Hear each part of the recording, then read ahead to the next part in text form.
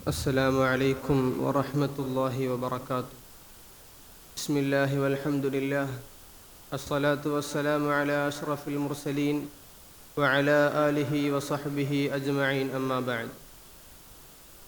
بسم الله الرحمن الرحيم. قل يا عبادي الذين أسرفوا على أنفسهم لا تقنطوا من رحمة الله إن الله يغفر الذنوب جميعا إنه هو الغفور الرحيم. എന്താണ് ഈ ആയത്തിലൂടെ റബ്ബ് തആല നമ്മെ പഠിപ്പിക്കുന്നത്?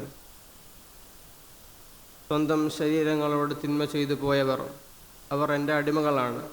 നബിയെ, അങ്ങ് അവരോട് പറയണം, ലാ തഖ്നതു മിർ റഹ്മത്തില്ലാഹ്, അള്ളാഹുവിൻ്റെ റഹ്മത്ത് ലഭിക്കില്ല എന്നൊന്നും നിങ്ങൾ കരുതരുത്. ഇന്നല്ലാഹ യഗ്ഫിറു ദുനൂബ ജമീഅ, അള്ളാഹു സർവ്വ പാപങ്ങളെയും നമുക്ക് പുറത്തു തരും, ചെറുതും വലുതും. തൗബ ചെയ്താൽ വൻപാപങ്ങളെ പുറത്തു തരും. ചെറിയ നന്മകളിലൂടെ, ദുആകളിലൂടെ ചെറിയ പാപങ്ങളെയും റബ്ബ് പുറത്തു തരും. ഈ ഒരു ആയത്ത് തിരുനബി സല്ലല്ലാഹു അലൈഹി വസല്ലമ തങ്ങൾ ഓതുന്ന വേളയിൽ ഇവിടെ എത്തിയപ്പോൾ അവിടുന്ന് പറയുന്നുണ്ട്, ലാ യുബാലി, ഇതൊന്നും അള്ളാഹ്ക്കൊരു പ്രശ്നമുള്ള സംഗതിയല്ല. റബ്ബിൻ്റെ റഹ്മത്ത് എത്ര വലുതാണ്, അവൻ നമുക്ക് പുറത്തു തരാൻ ഇങ്ങനെ നിൽക്കുകയാണ്. നബി തങ്ങളെ പഠിപ്പിച്ചു, അൽ ജുമുഅത്തു ഇലൽ ജുമുഅ വൽ ഉംറത്തു ഇലൽ ഉംറ വറമളാനു ഇലാ റമളാൻ കഫാറത്തുൽ ലിമാ ബൈനഹുമാ. ജുമുഅകൾക്കിടയിൽ, റമളാനുകൾക്കിടയിൽ, ഉംറകൾക്കിടയിലെല്ലാം അവരുടെ പാപങ്ങളെ, ചെറുപാപങ്ങളെ പുറത്തു തരുമെന്ന് റബ്ബ് തആല പഠിപ്പിക്കുന്നു.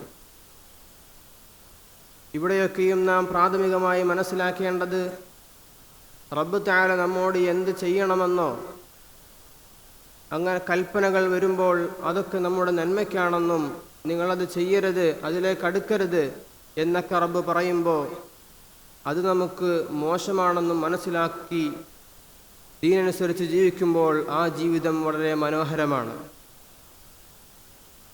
നാം എന്തൊക്കെ റബ്ബിനോട് എതിര് ചെയ്താലും റബ്ബ് നമുക്ക് നൽകുന്ന അനുഗ്രഹങ്ങളെ ഒരിക്കലും നിർത്തുന്നില്ല.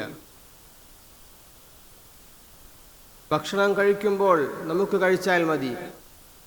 ഉള്ളിൽ എന്തൊക്കെ പ്രവർത്തനങ്ങളാണ് നടക്കുന്നത്? ഉറക്കിൽ പോലും പ്രവർത്തനങ്ങൾ നടക്കുന്നു. ഗർഭത്തിൽ, ഉമ്മയുടെ ഉദരത്തിൽ ജന്മമെടുക്കുന്ന നാളുകളിൽ തന്നെ ഹൃദയമെടുപ്പ് തുടങ്ങുന്നു എന്നാണ്. അത് പിന്നീട് അവസാനിക്കുന്നത് എപ്പോഴാണ്?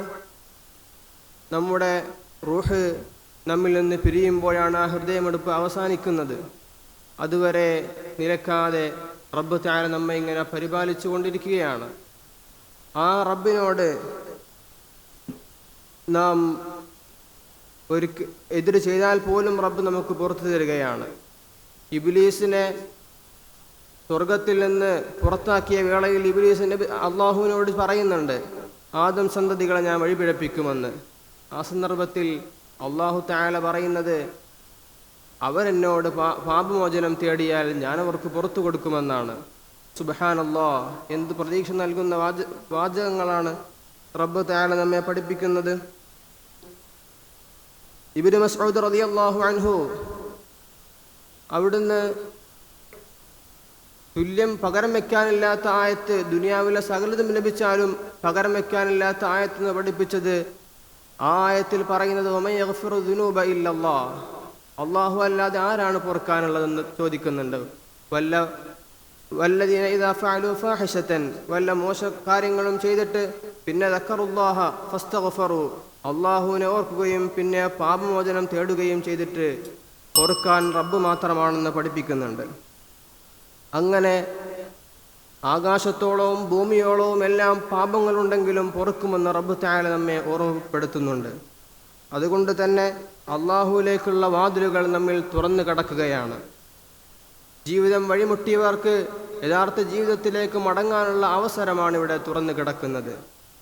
40 കൊല്ലം തെറ്റ് ചെയ്തവർക്കും റബ്ബ് തആല പുറത്തു കൊടുത്തിട്ട് പറയുന്നുണ്ട്, അവിടെ ഒരു അശരീരി വന്ന് സൂചിപ്പിക്കും, അവിടെ അശരീരി വന്നിട്ട് അവിടെ പറയുന്നതായി കാണാം, എന്നെ സ്നേഹിക്കുമ്പോഴെല്ലാം ഞാൻ നിന്നെ സ്നേഹിക്കുന്നു, എന്നെ വെറുക്കുന്നുവോ, എന്നെ മറക്കുന്ന സമയങ്ങളിലും ഞാൻ നിന്നെ സ്നേഹിക്കുന്നു, ഇനി നമ്മിലേക്ക് അടുക്കുമ്പോൾ ഞാൻ അപ്പോൾ നമ്മളെ സ്വീകരിക്കുന്നതാണ് എന്ന് പറയുന്നുണ്ട്.